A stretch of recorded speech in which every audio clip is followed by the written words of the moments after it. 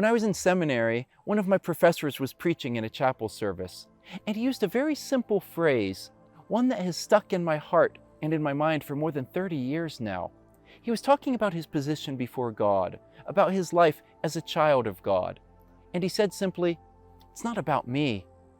It's all about Him." And as we get into the prophets today, I think that's a pretty good summary of what the Lord is trying to say to His people through the prophet Isaiah. You see, His people had forgotten who was really God. They had forgotten what life was really about.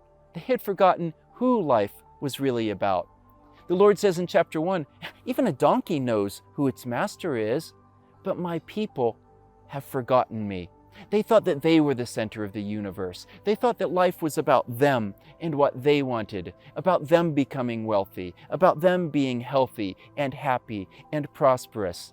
The religious leaders, the political leaders, all of the rulers in Israel had become corrupt. They were misusing their positions of power for their own personal benefit. They were abusing their authority in order to get gain for themselves. It says all the people were just living for their own pleasure, living all kinds of immoral lives, just doing whatever they felt was right in their own eyes. It says that the rich and the middle class were so addicted to their own comfort that they were completely ignoring that their brothers and sisters, their neighbors, were suffering. They were like the people that Paul described in Romans 1, who had stopped acknowledging God as God. They thought they could be their own gods. They thought that they could live for their own glory. And throughout Isaiah, the prophet says judgment is coming. Chapter 2, the Lord says clearly, the pride of man will be humbled, and the Lord alone will be exalted. Chapter 5, he says that he will bring down those who think that they're wise, those who think that they can run their own lives, those who think that they can determine what's right and what's wrong, those who think they can manipulate God into doing what they want Him to do for them. Isaiah's vision in chapter 6 underlines all of this. It says that his vision happened in the year that King Uzziah died. Now this is significant because Uzziah had the most powerful, successful, and prosperous kingdom. He sat on the throne in Jerusalem for more than 50 years. He defeated all of his enemies. He brought wealth and development to the region. In Uzziah's reign, Judah was more powerful than it had ever been. But then he became proud. He began to think that the kingdom belonged to him. And one day he even went into the temple and offered incense on the altar. Now Uzziah knew very clearly that only priests were allowed to do that. But he had become so full of himself as king that I think he began to think that he could even rule over the things of God. Well, in response to that, God struck him and he became a leper for the rest of his life. That meant he was excluded from worship in the presence of God. And then, like everybody else does, like you will, like I will, Uzziah died. And when he died, all of his power, all of his riches, all of his fame, all of his accomplishments meant absolutely nothing. So in that year, when the great and powerful King Uzziah died, Isaiah had a vision of the Lord, the real King, seated on his throne, high and exalted above everything.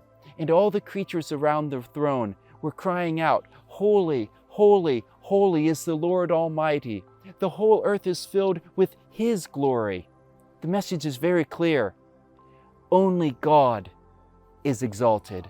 And we need to take this very seriously because the things that the Lord is speaking against through the prophet Isaiah are the very things that many of today's preachers are promoting, teaching that following Jesus is the way to success and health and prosperity, that faith in Jesus is the ticket to the good life.